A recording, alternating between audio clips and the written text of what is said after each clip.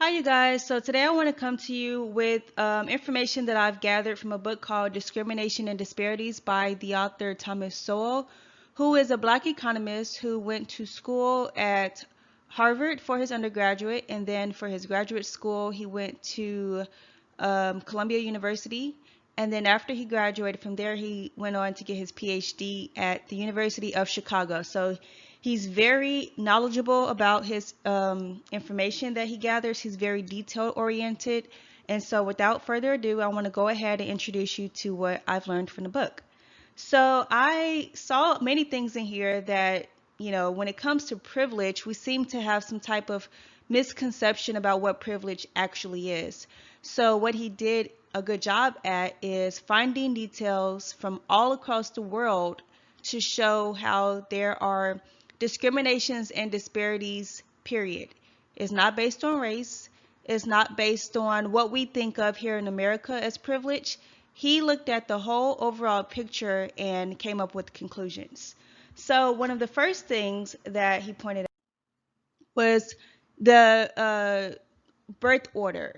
So kids who were born either first or who were only child or were the only child seem to have had a better chance at success than, say, the second, third, fourth, and so on kid in the birth order.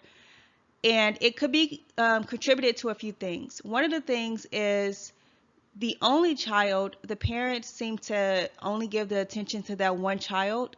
So it makes the child have more attention from the parents. They get more resources from the parents. And sometimes they even have to become more independent because they don't have siblings. So they have to learn how to do things by themselves without the assistance of, like myself, having a sibling. Whereas the first child, considering that they were born at least a year or two apart from the next sibling in line, typically have had the same, privilege as the only child. The parents seem to be more excited because it's their very first child, so they put more attention on that child. They are more detail oriented with figuring out, the needs of that child. So only childs and the firstborn child seem to have had the most success and privilege. And so he pointed out with the first mission to the moon, with the Apollo, 22 of the 29 astronauts were either the firstborn or the only child. So you can argue your point if you want to, but if you go back and read the book, and if you do your own extensive research and look at all the successful people you know, you may be able to point out that most people, and not all, but most people are either the only child or they are the firstborn child. The second thing he talked about was having books in a home. So this came about because there was a study done at Stanford University where they followed about 1,470 people for about a half a century to conduct research to figure out, does having a high IQ determine success in life? So basically, everybody in this group scored 140 and above, which means these are highly intellectual people. So they wanted to know if people who have very high IQ scores have better success in life than people who don't have 140 IQ score. And what they found out is that that information was not true. Basically, people who had high successful careers did not all have high IQs, but majority of the group did. So let me back up a little bit. People who were in that group, there were a bunch of people who had highly successful careers. They also had people who had considered modest careers. And about 20% of them were considered disappointments. They barely even graduated from high school. And for the people who were in a low category, only 8 received graduate degrees. Everyone else, again, they barely got a high school diploma. So you have to think, everybody was smart. Everybody started off smart, right? 140 IQ and above. So everyone should have, in my mind, graduated from high school, had a highly successful job, and was able to climb any ranks in society because of the intellect. But ironically, what they found out is that not even the highest group of men who scored high were the most successful of all groups. Because what they found out is when they looked at Nobel Peace Prize winners, of all of the people in that 1,470, not one got a Nobel Peace Prize. Not one.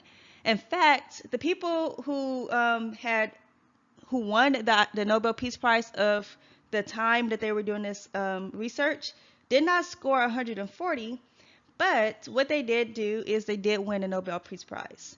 And so they started to be, concerned about, like, how is this even possible? How is it two guys who didn't even score 140 and above were able to win a Nobel Peace Prize over the people who were considered highly successful from that group? And the biggest differentiating factors that they found was that most of the people who got Nobel Peace Prize, let's just use these two guys for an example, came from middle class and upper class families. And the differentiating factor is most of them grew up with books in the home.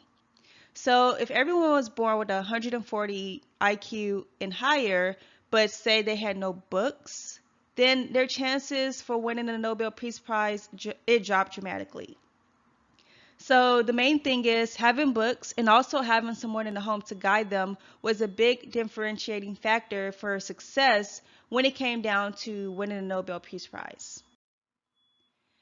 The next thing that we need to consider is having, like I said before with the Nobel Peace Prize winners, having someone in the home to guide you. So kids who grow up in a two-parent home, a healthy two-parent home, meaning there's no abuse, there's no addictions, there's no, neglect. Kids who grow up in a healthy two-parent home have a higher success in life because they have people to guide them along the way. So that's another big privilege that people tend to overlook, is that it's very important to have a two-parent home.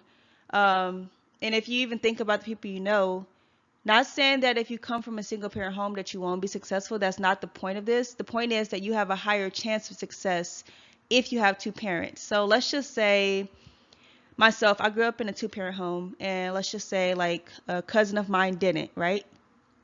It's not that my cousin won't be successful, but my speed of success is greater because I have two people pushing me as opposed to one person pushing me. So that's pretty much the factor that people must consider when they consider privilege, is did they grow up in a two-parent home and were they in a healthy two-parent home?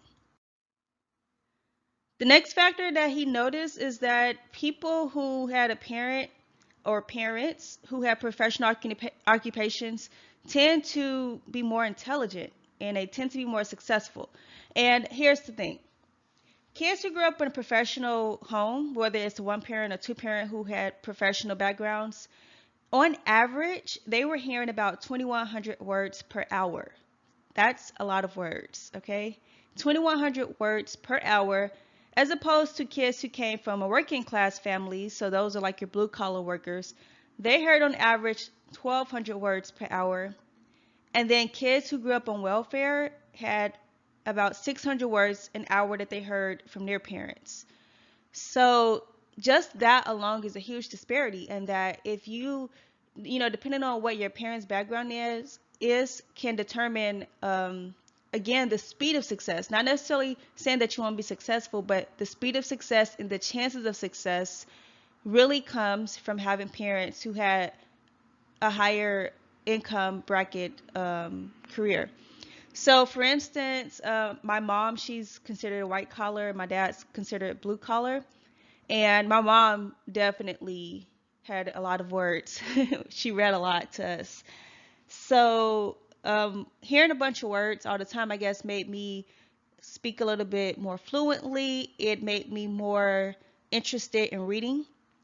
And so therefore, I became more successful, I would say, than most people in school because I had a parent at home who was using words that were bigger than what my peers were using. So we must consider that too, that income levels does matter when it comes to success, and it's nothing to do with the materialistic side of things. It's the fact that the knowledge base. And I believe, though, if a parent is on welfare, but they spend a great amount of time going to the library, reading books, learning skills, that even being on welfare, I believe the kids still would have the chance of hearing those 2,100 words per hour. But if a parent is unable to do that or not willing to do that, then that's when the disparity will happen. Now, this picture here is a real picture that I took when I was in Haiti. So I don't know if you can see, but if you look deep in the background there, it's blue. That's not the sky, okay? That's the ocean.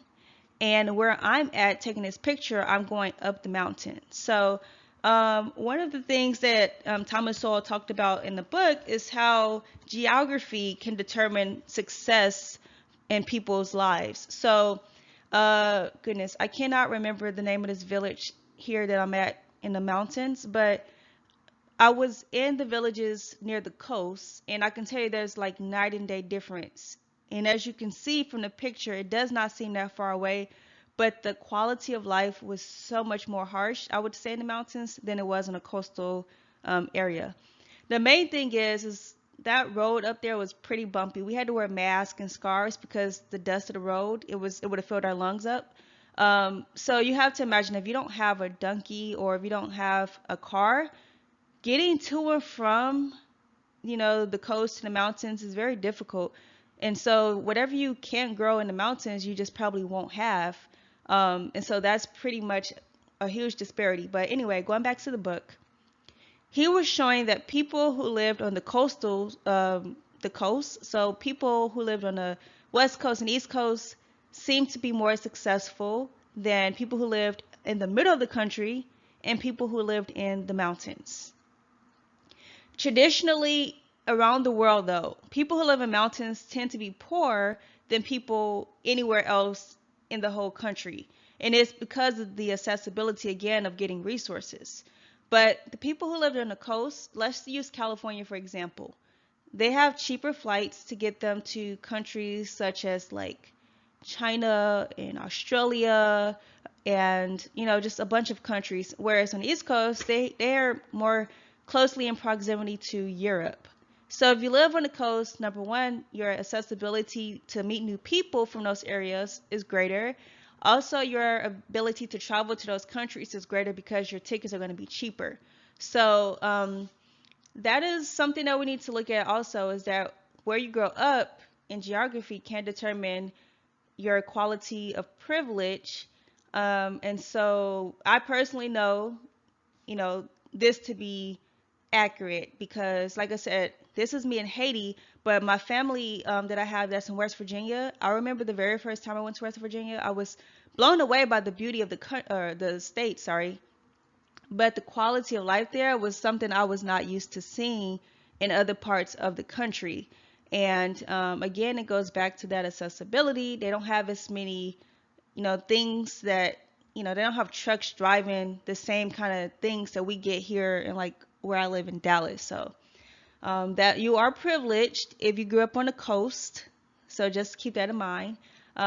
Whereas if you grew up in the mountains, not saying you won't be successful, but if you do become successful, you are a success in your own right, because most people would not be successful in those circumstances.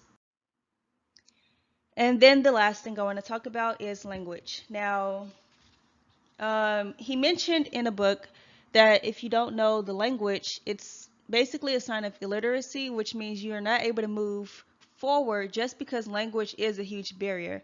And I used to be a teacher, and I had majority, I would say, Hispanic students who came from South America and Mexico. And I will tell you that it is a huge disparity if you do not know how to speak English in America. And most of their parents do not know how to speak English, and so they're very limited to the jobs that they're able to work because of that language barrier. And as you can see here, I'm in Frankfurt, Germany, and the only thing I can read is "Welcome to Frankfurt" and "Home of." I don't even know how to say or pronounce anything else in the other written languages. So me, when I was in Germany, it was an experience. But my cousin lives there and she speaks fluent German.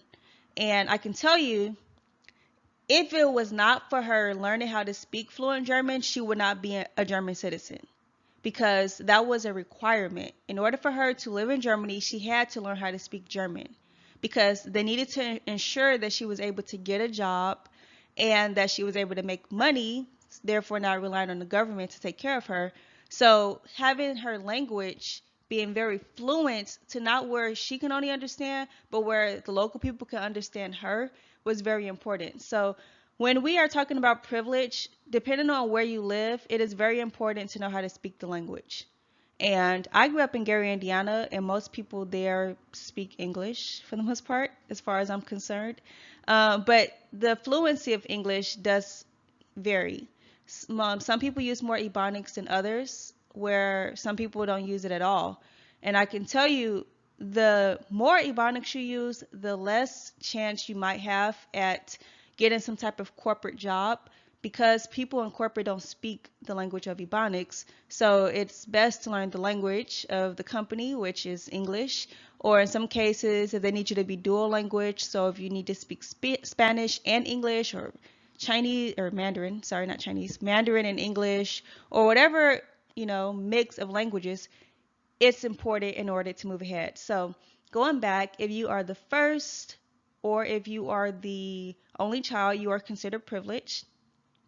If you grew up in a house full of books, then you're considered privileged. If you grew up in a two-parent home, you are considered privileged. If you grew up on the coastal lands of geography, so if you grew up on the coast, you are considered privileged. And if you know the language of where you live fluently, then you are considered privileged. So we did not talk about race at all. You stand a chance of being successful according to all of the research that has been done, not just in America, but around the world, given the same circumstances. So just keep that in mind, that if you fall in any of these categories, then you do not have an excuse. Now, I'm not saying anybody have excuses, but you yourself have very little excuses, because you have the highest chances of success than most people in the same situations. So with that being said, go ahead and get the book Discrimination and Disparities by Thomas Sowell, so that you can get more information and more details and stats. And he has like 30, 40 pages worth of notes of where you can get cross references from if you are in disagreement, so that you can see where he put his information. So that is all I have for this video. I will see you guys in the next one. If you are watching this video for the first time, don't forget to subscribe. If you like what I've talked about, like the video. And if you have things that you like or dislike, please leave a comment below. Until then, I'll talk to you guys in the next video. Bye.